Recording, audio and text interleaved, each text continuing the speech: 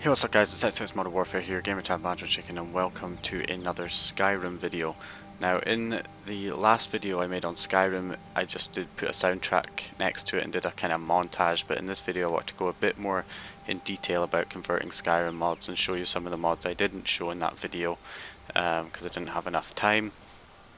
The reason I'm kind of sort of making a big deal of Skyrim mods on the Xbox 360, converting PC mods to Xbox 360, is because it's just one of those things that the Xbox can do that a normal Xbox would not be able to do, and it's one of those things people kind of get games on the PC for mods. A lot of people buy the games on the PC just for the mods. They may have a game on the Xbox originally, and then there's lots of good PC mods for it that they can't get on their Xbox, so they'll go and buy the PC version of the game. So in this video I'm going to show you how to I'm going to show you some converted PC mods, and I'll be making a tutorial probably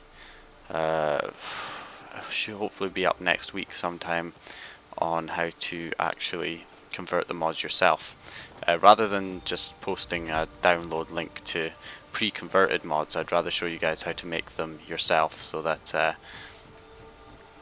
you know how to convert the mods yourself, and you can do other mods that I maybe don't know about or I haven't converted. So because there's loads of mods out there. So I've converted a bunch of different types of mods. This first one here is a weapon mod. I'm going to show you a couple of weapon mods and a couple of different mods, because people like to mod Skyrim in different ways. So there's people who want to improve the look and feel of the game by, you know, adding texture mods and just sort of adding stuff in the scenery of the game to make the game world just look a bit better, a bit more immersive and stuff. So some people like to do that kind of mods and just keep the game so they can play it legitly. Other people like to give themselves an unfair advantage by putting some ridiculously strong weapon like this one on. And other people like to do joke mods, like as you can see all this cheese lying around here in Riverwood is from Call of Madness, which is a mod I converted, which is a bit of a joke mod. Rains cheese that explodes when it impacts enemies, so or anybody really, which is pretty awesome. So let's check out this first mod. Okay, so this guy's going mental at me. Let's see how now that was good. That threw him all the way back over there. Now let's just go and massacre a few people. You can see this.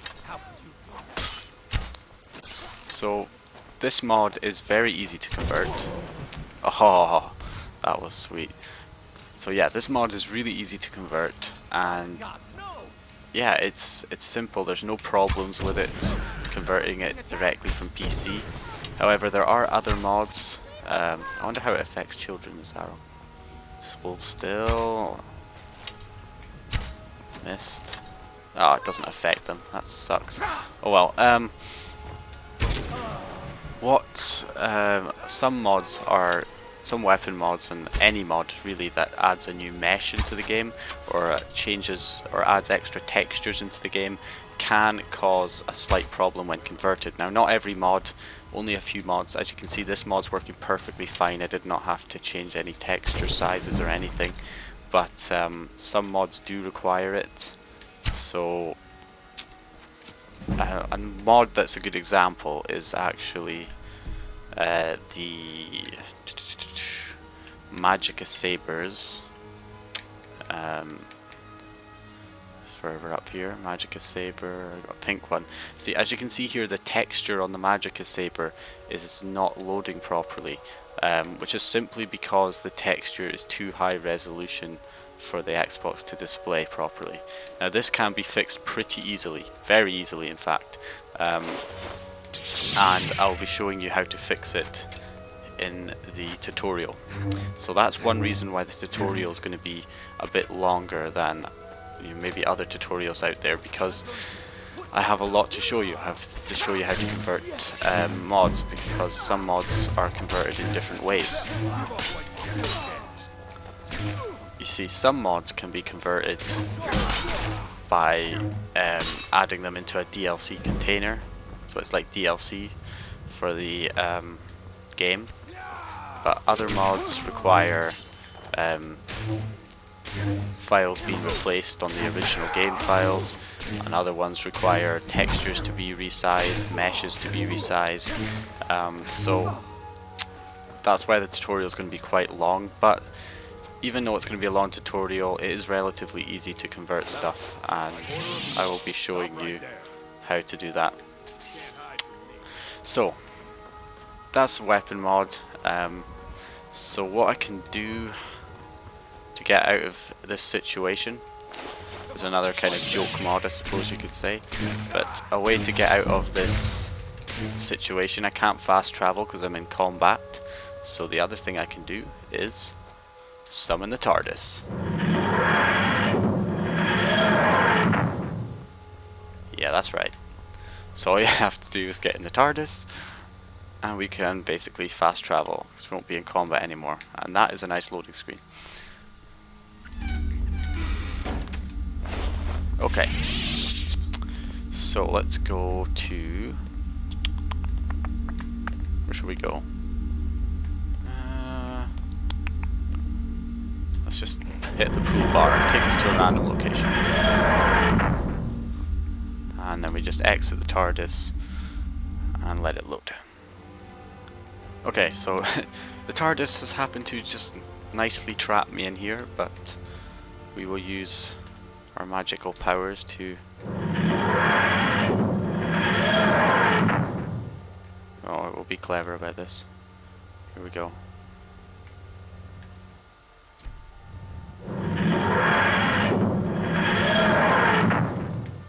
There we go. There, that lets us out. Okay. Where were we anyway? I have no idea where we are right now. But yeah, the TARDIS is a pretty cool mod, a bit of a joke mod, but a nice way of fast, well, in a way, fast traveling without, well, you can basically use it as a way of fast traveling while in combat, from wherever you are as well. Even if you're in a really small building, you can still just summon the TARDIS and travel to wherever you want. Here we are. Okay, so I've showed you some weapon mods. So next I'm going to show you a map mod. Now, this is another completely different type of mod to the mods I've shown before, but I'm just trying to give you a sort of idea of the scale of mods that you can convert, all different types, mainly because not everybody likes to mod Skyrim in the same way. Some people, like I say, like to do joke mods, some people like to do serious mods, some people like to do mods that add new areas into the game, new villages, new places to explore. So this is one map mod that I converted, very easy mod to convert, called Elvenwood, which adds a entire new village into the game. Quite a unique village because it's basically built as a big collaboration of tree houses. So here we are at Elvenwood. As you can see, the entire city, not city, hardly a city, the entire village is basically built up in the trees like a big tree house, and fully working pretty much on the Xbox. So there's a smelter, we've got workbench, stuff for crafting, there's also arcane enchanters, and there's even a, not sure if it's up here, there's even a bedroom which your character can sleep in as well. So a fully integrated village,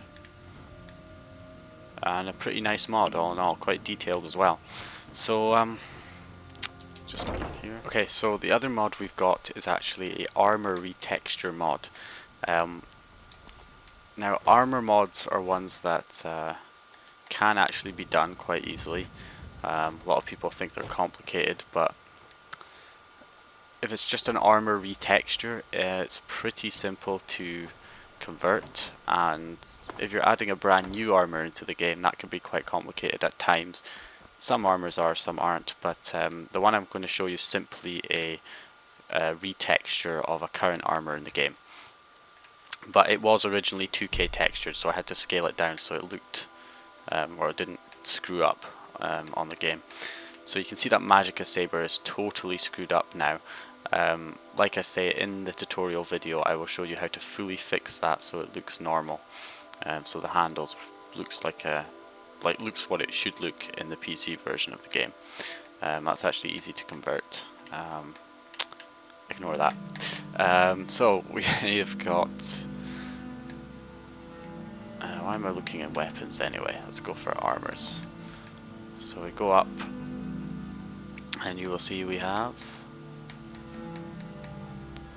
the Daedric armor has been replaced. The texture. So this one is actually called Evil Daedric, which is just a retexture, like I said, of the old or original Daedric armor. It's got the gauntlets and the helmet, which looks pretty awesome. Here he is. Got a load of that.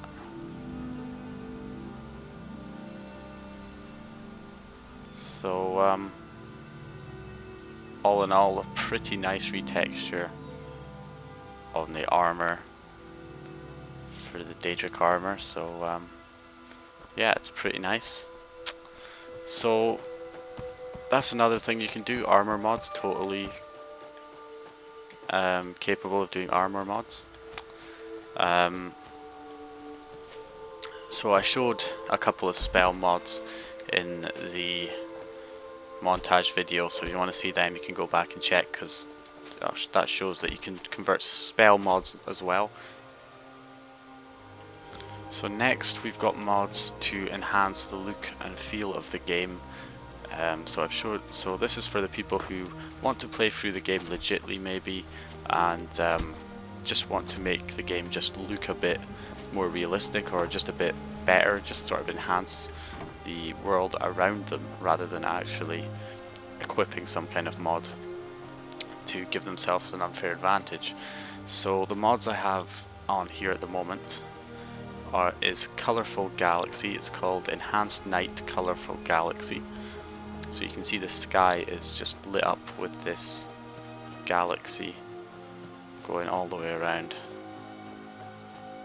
And you can get them in different colors. You can get blue galaxy, green galaxy, and other colors as well. And if we turn around, we've got another kind of, I suppose you could say, a joke mod. We have the, oop, don't want to do that, pressed that by mistake. We've got the Deathstar Moon from Star Wars. Fits in well with the Magicka Sabers. Okay. So another thing you may not have noticed throughout this entire video, another mod that has been showed throughout the entire video and you've probably not noticed, or you might have noticed if you play Skyrim a lot, is these lanterns are not normally in here. And this is a mod called the Lanterns of Skyrim, and it simply just adds lanterns all over Skyrim. So it's another kind of scenery mod, makes the game world look a bit nicer, a bit better. They're all positioned in believable places. I've not seen one lantern that looks out of place, like it doesn't belong where it is. They're all positioned in really good spots, so they look really realistic. And they're all over the roads as well, right here as you can see. So that is another mod that you guys might like. And we've also installed this mod for another reason, because we're going to be adding another mod that enhances the look and feel of the game, and you're going to need the Lanterns of Skyrim. Probably another mod as well, which I'll show you in a second. Another mod that I found very sort of important to add for the people who don't want any of this kind of mods that might ruin the game in their opinion, is to enhance the look and feel of Skyrim.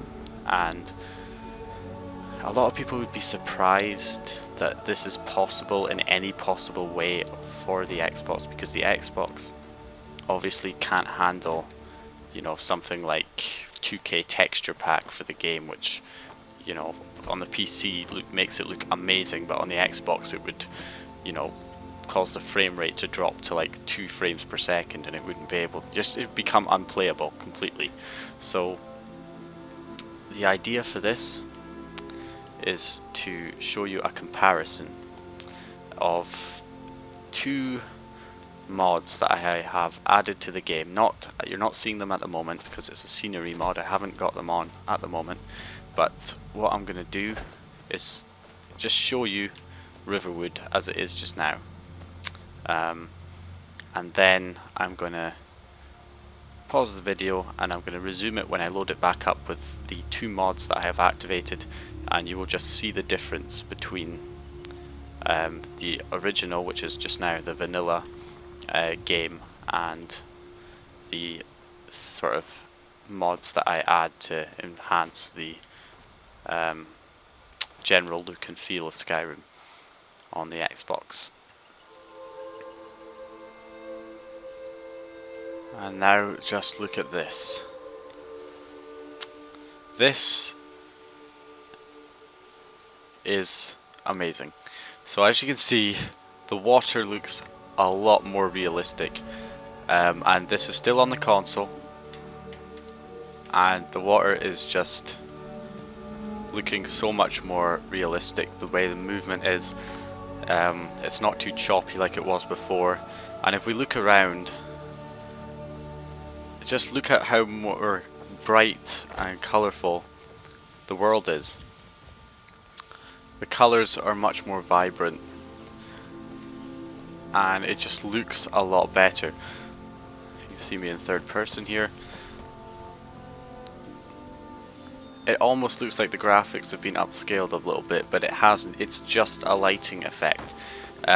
So the mods that I have installed here to make the game look a bit more realistic is the real lighting, or realistic lighting overhaul, I believe it's called, or RLO for short, and a water texture mod called Pure Waters.